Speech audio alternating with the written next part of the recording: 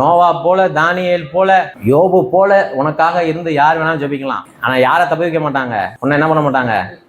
எங்க அப்பா அப்படி இருந்தாலும் சரி, அவரோட நீதி அவரு தான் தப்பி வைக்கும். உன் குமாரனையும் குமாரத்தையும் உன்னால என்ன பண்ண முடியாது, தப்பி வைக்க முடியாது. அப்படி தப்பி வைக்க மாட்டார்கள் என்று என் ஜீவனை கொண்டு சொல்லுகிறேன் என்பதை கர்த்தராகிய ஆண்டவர் எல்லாரும் சத்தியம் பண்ணிட்டாரு. என் மேல என்னது ஜீவனை கொண்டுனா புரியுதா? என்னுடைய ரட்சிப்புக்காக எங்க அம்மா ஜெபம் பண்றாங்க. அந்த ஜெபத்தை கேட்டு ஆண்டவர் என்ன பண்ணுவாரு, நான் மனம் மாறணும்னு என்ன பண்றாங்க, எங்க அம்மா ஜெபம் பண்றாங்க, அது நடக்கும்.